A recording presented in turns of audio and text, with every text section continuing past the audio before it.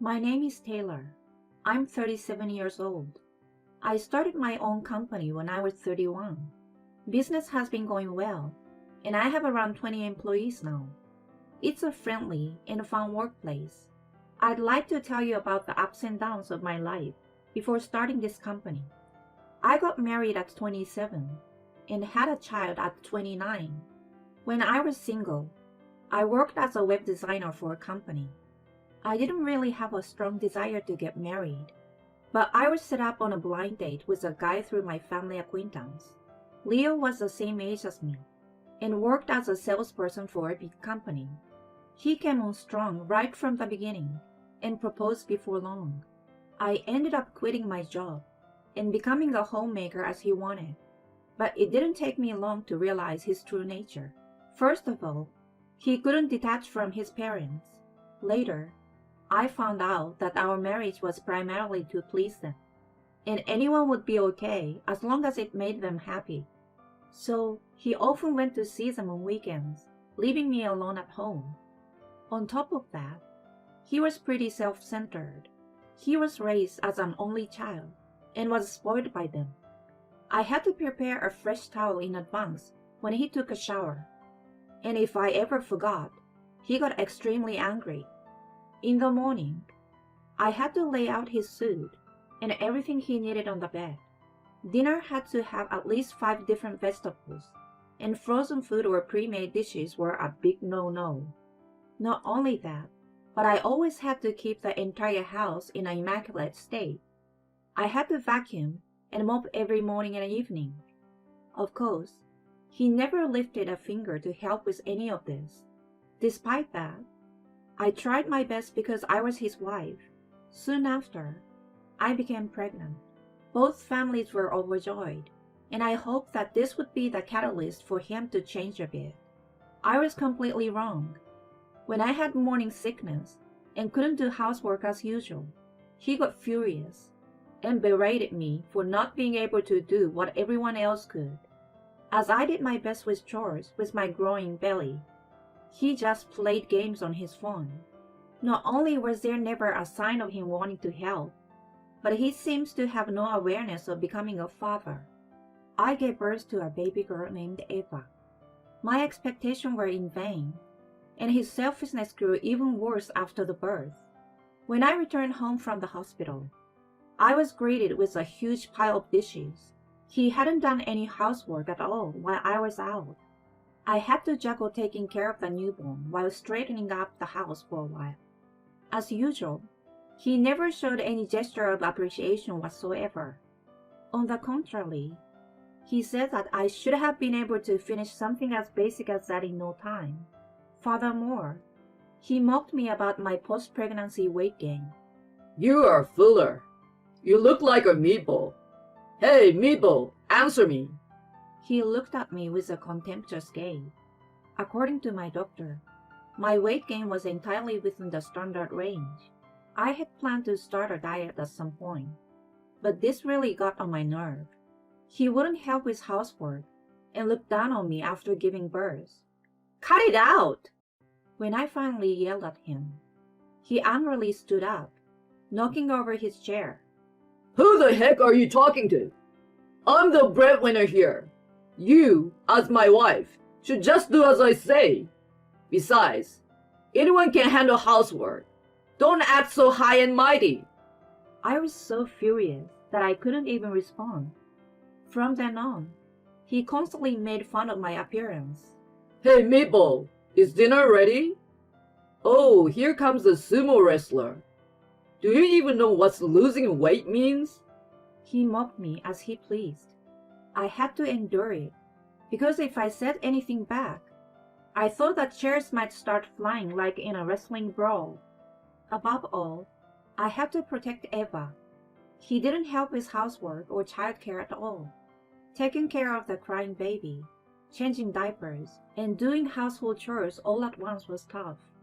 I went through each day with no makeup and wearing just the glasses, looking completely worn out.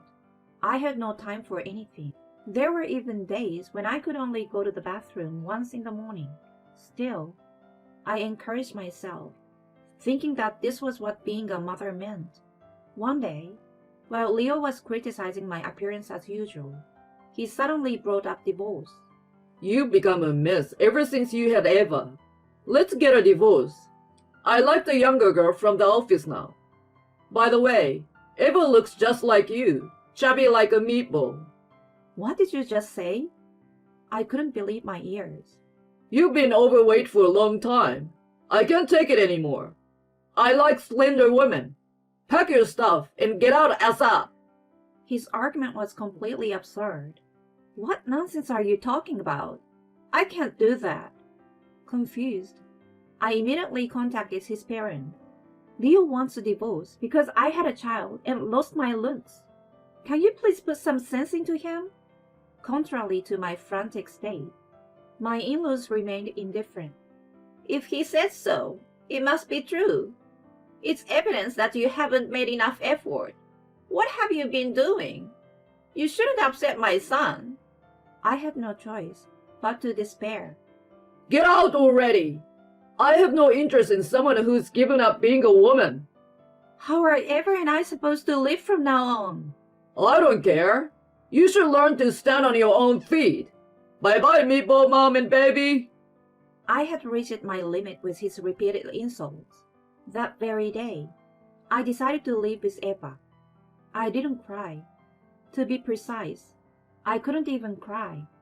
I was rather outraged by him, who had insulted not only me, but also our own daughter. With nowhere else to go, I turned to my parents for help. They had my younger brother and his wife living with them, and they had a baby of their own, roughly the same age as Eva. I thought it would be a burden for them if we moved in, but I had no other option. When I asked if we could stay for a while, both my parents and my brother's family warmly welcomed us. I shared the whole story with them and mentioned my marriage was over. They encouraged me to stay as long as I needed. That was when I finally shed tears.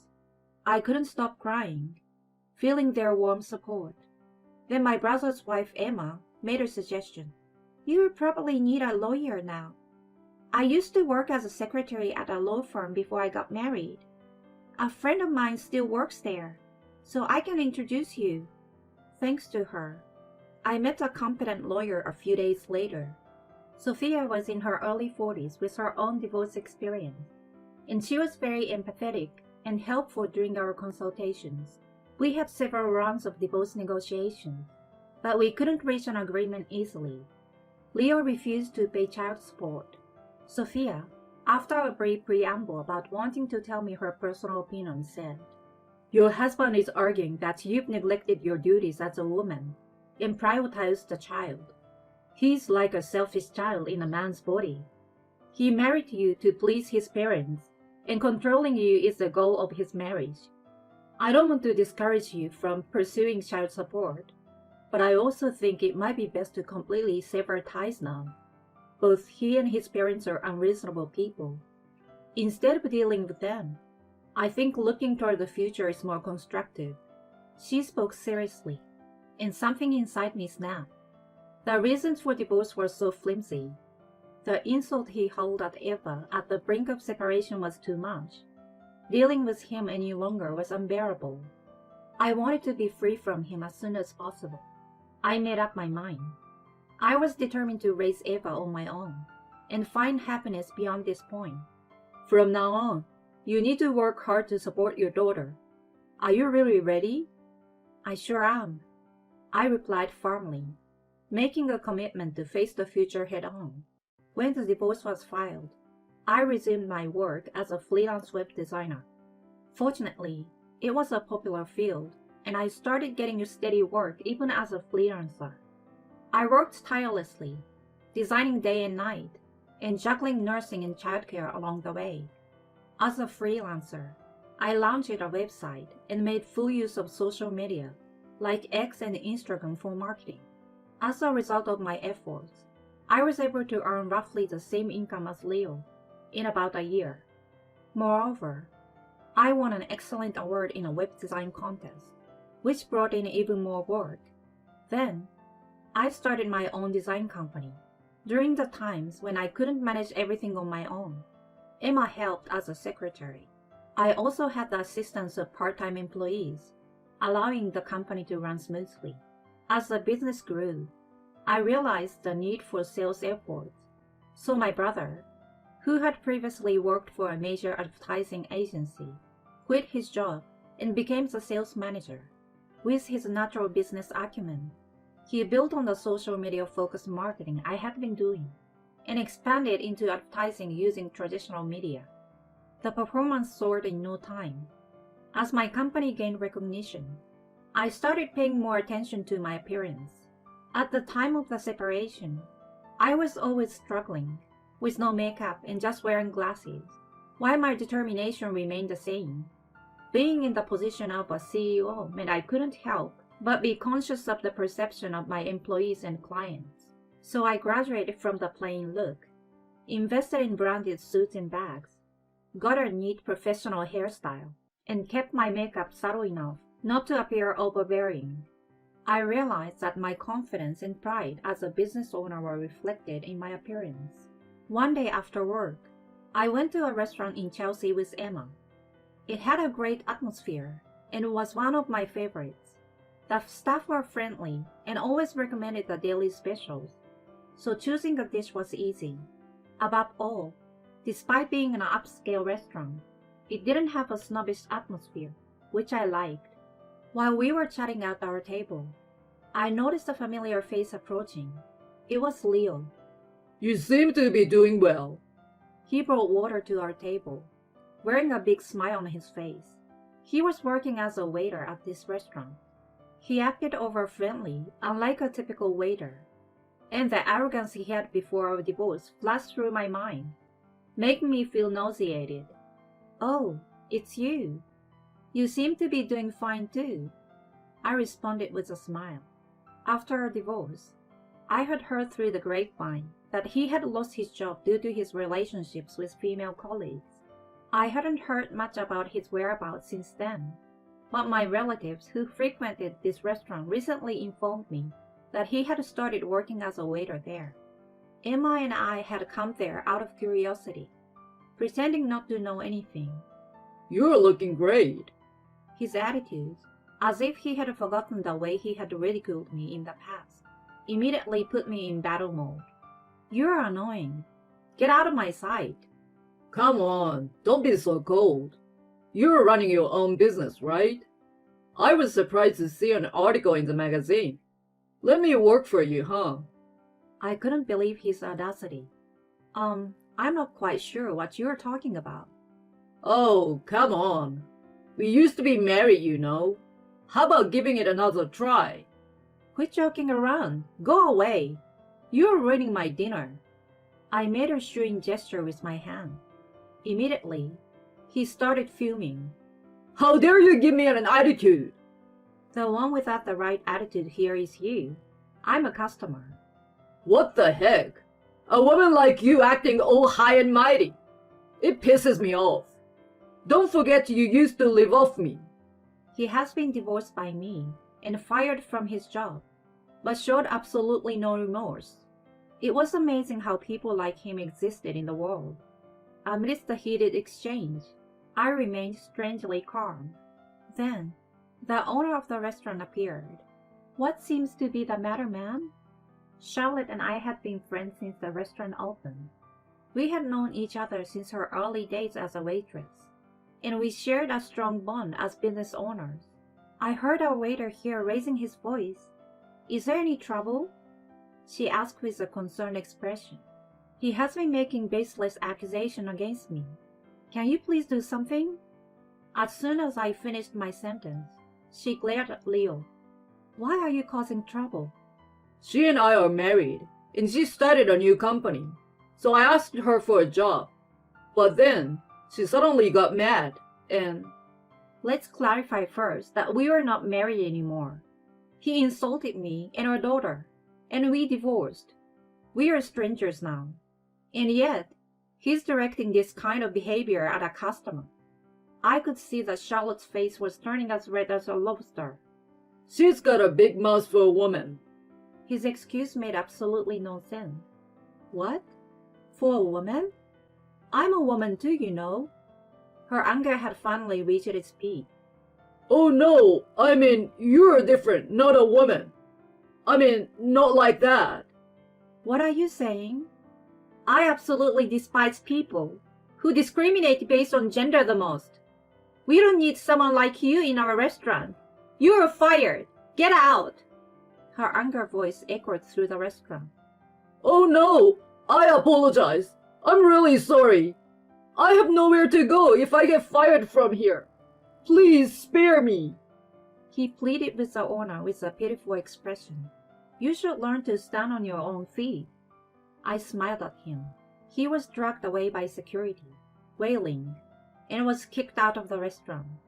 According to Charlotte, he had been hopping from one job to another after he was fired from his previous job.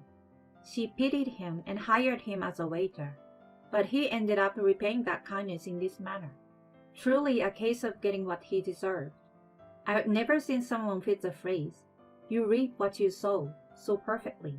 Afterward, my company continued to do well. What's more, I will be graduating from being single soon. I met another entrepreneur with a divorce history at a cross-industry networking event. Fellow souls with similar scars. We quickly became good friends.